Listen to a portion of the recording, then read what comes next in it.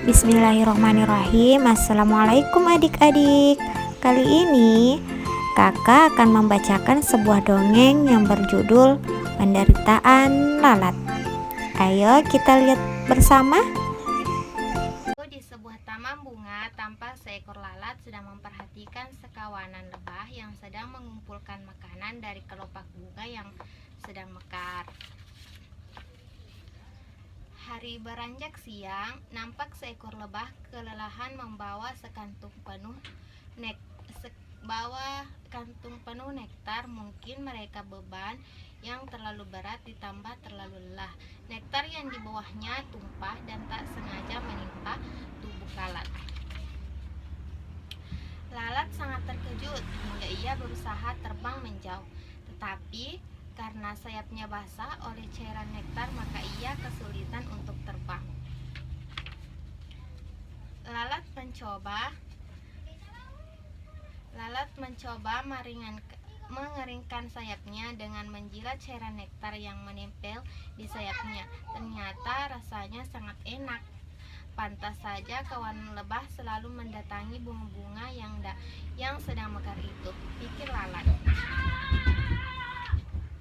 Setelah sayapnya kering, lalat terbang berusaha mengejar lebah yang menumpahkan nektar ke sayapnya tadi. "Hai lebah, lancang sekali tadi kamu menumpahkan nektar ke tubuhku," teriak lalat. "Maafkan aku lalat, aku tidak sengaja," kata lebah. "Aku bisa memaafkanmu asal kamu bisa memenuhi 2 syarat dariku," kata lalat sombong. "Pertama, kamu harus menyerahkan semua nektar yang kamu bawa itu."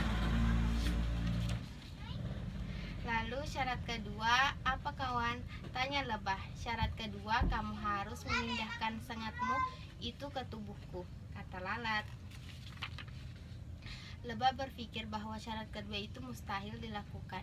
"Hei, malah bengong, jangan terlalu banyak mikir, cepat lakukan permintaanku agar kamu segera kumaafkan," bentak lalat. Tiba-tiba muncullah kancil yang cerdik. Lebah pun senang dan ia menceritakan persoalannya agar mendapatkan saran dari kancil supaya bisa menyelesaikan masalahnya dengan lalat.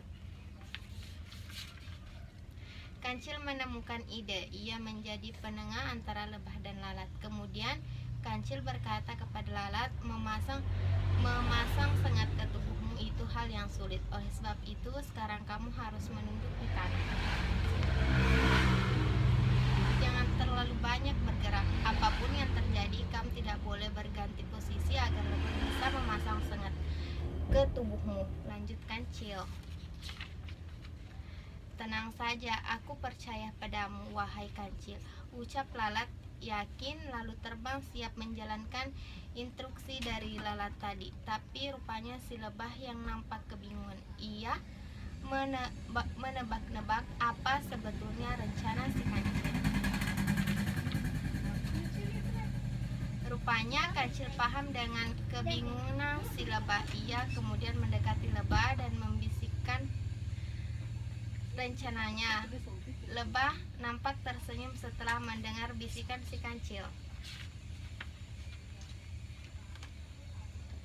Kemudian si lebah terbang tinggi dan dengan kecepatan tinggi ia terbang menukik tepat ke arah lalat yang sudah mengambil posisi menunduk. "Krap, sret, aduh sakit, teriak lalat kesakitan dan lari tunggang-langgang akibat disengat lebah. Itulah akibatnya jika serakah dan terlalu tamak. Kasihan si lalat, akhirnya ia menuai akibat dari perbuatan diri sendiri," kata kancil.